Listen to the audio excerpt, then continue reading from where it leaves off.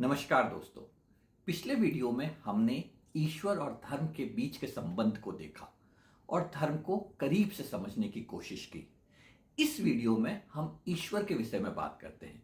ईश्वर क्या है, ईश्वर कौन है। अक्सर एक शब्द जो हम ईश्वर के संदर्भ में उपयोग करते हैं वह है निराकार। हाँ, हर धर्म ने उस शब्द को अपने हिसाब से आकार दिया है। कुछ धर्म आकार देते हैं ईश्वर को, कुछ नहीं।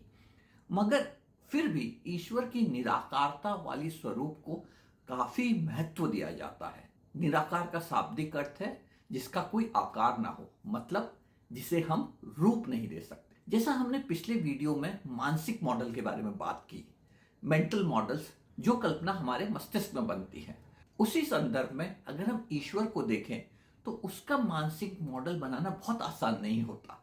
जैसा हमने देखा, धर्म का मानसिक मॉडल फिर भी हम बना पाए लोगों के रहन सहन को देखकर। ईश्वर के समय यह कहना सही होगा कि मानसिक मॉडल को समझना और उसकी कल्पना करना थोड़ा मुश्किल होता है। हाँ, हम धर्म के हिसाब से उसे एक आकार दे देते हैं क्योंकि तब आसानी होती है ईश्वर के स्वरूप को समझने में। जब हम किसी आकार की बात कर रहे होते हैं तो किसी ऐसी चीज के रूप में हम उसे लेकर आते हैं जिसे हम देख सकते हैं या जिसे हम विजुअलाइज कर सकते हैं, उसकी कल्पना बना सकते हैं, उसे हम समझ सकते हैं, उसके आकार के विभिन्न पहलुओं के बारे में हम बात कर सकते हैं। तो चीजें थोड़ी आसान हो जाती है समझने में। लेकिन ये एक सुविधा है जो हम ईश्वर के साथ करते हैं ताकि हम कल्पना कर सकें, ईश्वर की बात कर सकें और उसे हम एक कॉन्टेक्स्ट में ला सकें। तो चलिए एक अभ्यास करते हैं जो हमने पहले भी किया था। आप ब्रह्मांड के बाहर खड़े हैं, ब्रह्मांड आपके सामने है। अगर आप उस अभ्यास को धर्म के संदर्भ में देखना चाहते हैं, आप इस वीडियो सीरीज के पहले भाग को जाकर देखें।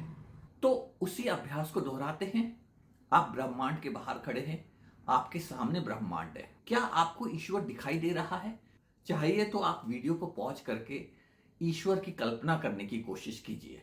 यहां आपको निराकार वाला संदर्भ थोड़ा थोड़ा समझ में आने लगेगा, आपको उसकी अनुभूति होने लगेगी। अब आप पूरे ब्रह्मांड को देख रहे हैं और ब्रह्मांड से अलग होकर, ब्रह्मांड के बाहर खड़े होकर। तो यह कहना अभी भी मुश्किल होगा कि आप ईश्वर को देख रहे हैं या नहीं। एक अनुभूति होती है, कोई एक शक्ति है जिसे हम ईश्वर बोलते हैं। यह शक्ति पूरे ब्रह्मांड का संचालन कर रही है। इतना बड़ा ब्रह्मांड, यह सोचना कि ब्रह्मांड अपने आप चल रहा है या शायद अपने आप ही चल रहा है, अगर वह अपने आप ही चल रहा है तो भी वह उसी शक्ति का प्रतिनिधित्व है और शायद वही ईश्वर है। ब्रह्मांड बहुत जटिल है और जब आप उसे देख रहे होंगे तो आपको अनुभूति हो रही होगी कि हाँ, ईश्वर है, पर उसे परिभाषित करना बहुत मुश्किल है। एक ऐसी स्थिति है जहां आप उस चीज का अनुभव कर रहे होते हैं मगर उसे शब्दों में नहीं पिरो पाते। आप उसका एहसास कर सकते हैं, लेकिन अगर आपको उससे वर्णन करने को कहा जाए, उसके बारे में बताने को कहा जाए, तो शायद आपके लिए बहुत मुश्किल होगा शब्दों को ढूंढना।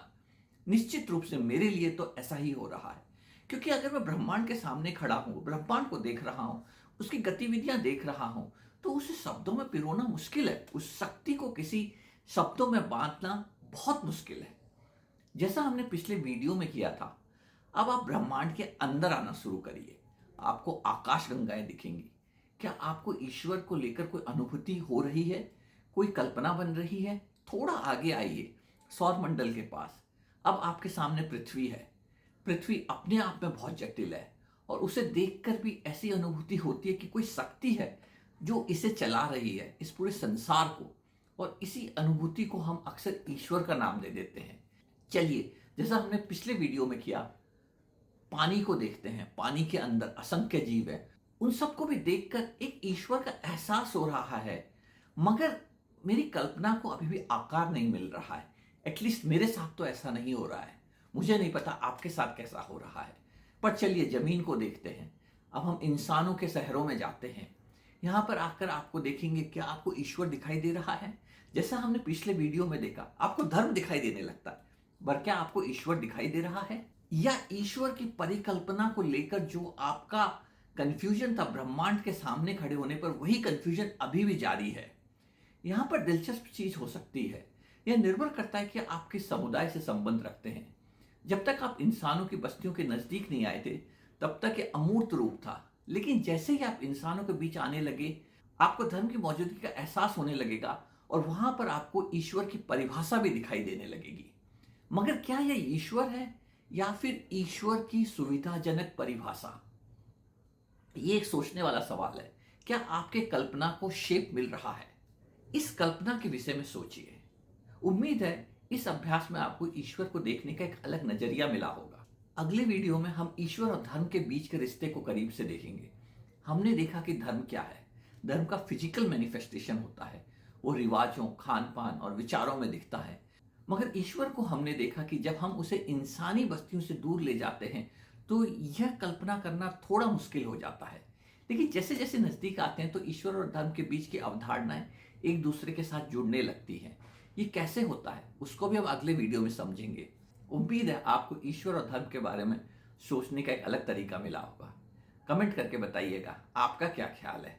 जुड़े रहिए, यह सफर है खुद को बेहतर समझने का। और हाँ, शेयर, लाइक एंड सब्सक्राइब।